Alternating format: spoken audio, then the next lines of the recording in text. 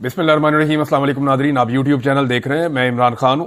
Nadreen, मुज़ाकरात को लेकर के बहुत सारी खबरें चल रही थी। जंग ने तो इसकी जो है वो मेन हेडिंग छाप दी थी, उसके बाद से ये रोला पड़ा हुआ है। अंसार अब्बासी साहब की खबर थी। अब पाकिस्तान तहरीक इंसाफ ने भी इसके ऊपर अपना मौक़िफ़ दिया है। अली अमीन गंडापुर साहब के बयान से यह मामला शुरू हुआ कि उन्होंने कहा कि इमरान खान ने मुज़ाकरात के लिए हामी भर ली है या इमरान खान ने मुज़ाकरात की इजाजत दे दी है। लेकिन जब लास्ट टाइम इमरान खान साहब ने मुज़ाकरात बंद किए थे तो दो चीजों की वजह से बंद किए थे। उन्होंने कहा था जी मुज़ाकरात सिर्फ इस सूरत में हो सकते हैं कि आप जुडिशियल कमीशन बना दें 9 मई पे और 26 नवंबर पे जहां कत्लेआम हुआ। और दूसरा उन्होंने ये कहा कि जो बेगुनाह कैदी जेलों के अंदर बंद किए हुए हैं, मेरी बात छोड़ो, जो बेगुनाह कैदी जेलों के अंदर बंद किए हुए उन्हें रिहा किया जाए।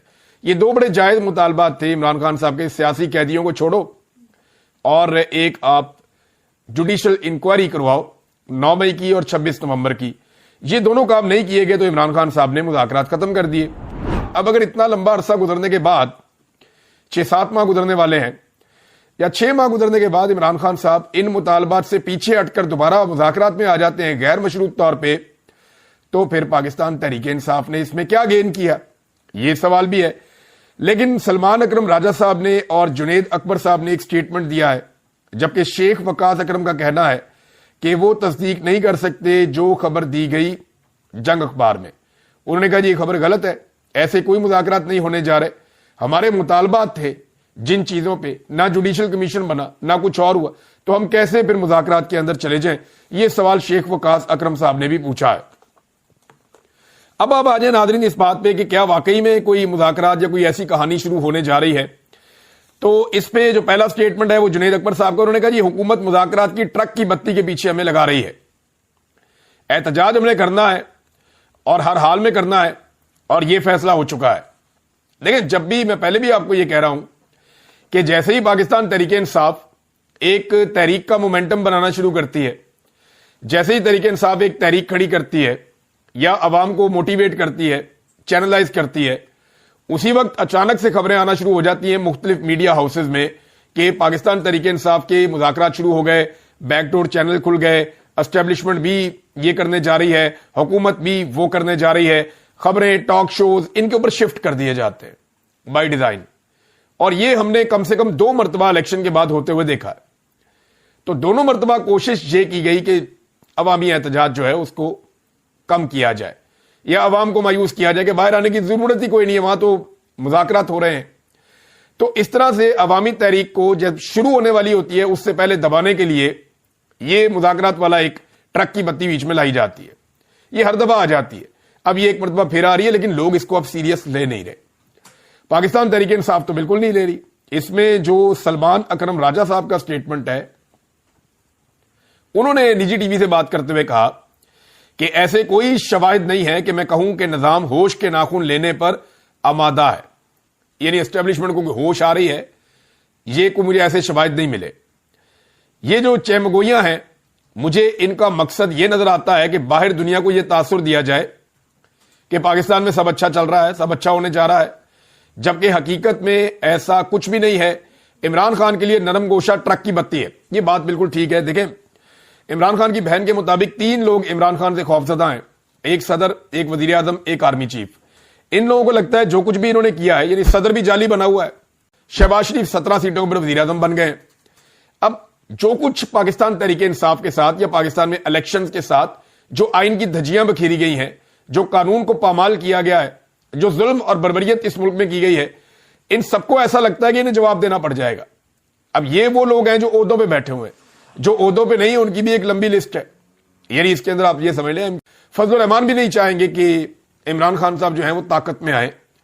इसी तरह जो है वो नवाज शरीफ तो कभी भी नहीं चाहेंगे।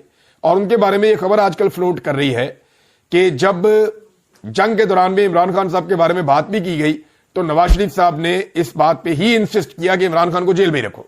यानी कुछ भी हो जाए, मियां साहब इमरान खान साहब की मुकम्मल मुखालफत जारी रखेंगे। नवाज शरीफ के लिए डरावना ख्वाब जो है वो यास्मीन राशिद है कि जिस दिन वो बाहर आ जाएंगी उस दिन नवाज शरीफ साहब का भट्टा बैठना शुरू हो जाएगा।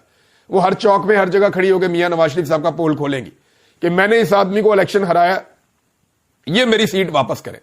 क्योंकि यास्मीन राशिद साहिबा जो हैं वो बड़ी स्ट्रगल करने वाली खातून है, सारी जिंदगी उनकी ऐसे गुजरी है اب اگر انہوں نے یاسمین راشد صاحبہ نے نواز شریف کو ہر جگہ پہ چیلنج کرنا شروع کر دیا عدالتوں میں ہر جگہ پہ, تو ان کے پاس میڈیا بھی آئے گا, اثر رسوخ بھی آئے گا, وکلا بھی ساتھ کھڑے ہوں گے, ڈاکٹرز بھی ساتھ کھڑے ہوں گے, سول سوسائٹی بھی ساتھ کھڑی ہوگی, سوشل میڈیا بھی ساتھ کھڑا ہوگا. تو نواز شریف کے لیے یعنی کوئی بھی آدمی اپنی جیتی ہوئی سیٹ کے لیے ایسی لڑائی نہیں لڑ سکا جو لڑائی یاسمین راشد لڑنے کی کیپیسٹی رکھتی ہیں. تو اس سے یہ نواز شریف صاحب کو ایک خوف ہے. اب جنید اکبر صاحب نے بھی کہہ دیا, سلمان اکرم راجہ صاحب نے بھی کہہ دیا, شیخ وقاص اکرم صاحب نے بھی کہہ دیا.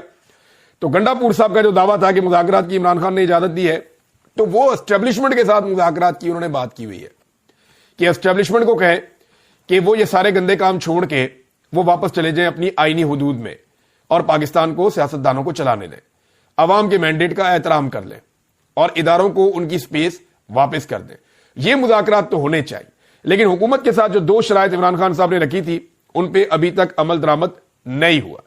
دوسری جانب ناظرین, یہ ایک مثال میں نے آپ کو نواز شریف صاحب کے بارے میں دی تھی ماضی میں, تے انا ونڈے ریڑیاں مڑ مڑ اپنے آنو, یہ میاں صاحب کی مثال ہے. اور یہی کیا انہوں نے اب یوم تشکر پہ سب نے اپنا اپنا سٹیٹمنٹ جاری کیا, صدر نے کیا, وزیر اعظم نے کیا, باقی سب نے کیا. 21 توپوں کی اور 31 توپوں کی سلامی دی گئی. اسلام آباد میں 31 اور باقی صوبوں میں جو ہے وہ 21 توپوں کی سلامی دی گئی. تو یوم تشکر منایا سارے پاکستان نے. پاکستان تحریک انصاف نے بھی اپنا سٹیٹمنٹ جاری کیا. لیکن یہ جو ایک تقریب ہے, ایسا شودا پن تو اس سے پہلے کبھی ہم نے نہیں دیکھا.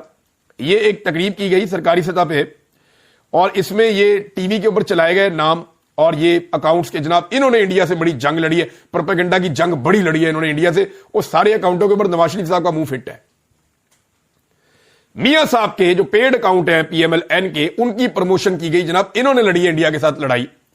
اب ذرا حقیقت میں آپ کے سامنے رکھتا ہوں کہ ایکچولی انڈیا کے ساتھ کون لڑا. پی ٹی آئی اور پی ایم ایل این کا موازنہ کر لیتے ہیں نا, جو عام پاکستانی ہے جو زیادہ سیاست میں حصہ نہیں لیتا, لیکن آج وہ موجودہ حالات کے تناظر میں عمران خان کے ساتھ کھڑا ہے. سوشل میڈیا ایکٹیوسٹ, ایک عام پاکستانی جو سوشل میڈیا استعمال کرتا ہے, اس کو بھی ذرا چھوڑ دیں تھوڑی دیر کے لیے. اب آپ آ جائیں پاکستان تحریک انصاف اور پی ایم ایل این کے کمپیریزن پہ, اور یہ کمپیریزن ہمارے سامنے موجود ہے. اس میں 8 مئی سے 12 مئی کے دوران نون لیگ کی طرف سے ٹوٹل 184 پوسٹیں کی گئیں, جبکہ پاکستان تحریک انصاف کی طرف سے 641 پوسٹیں کی گئیں.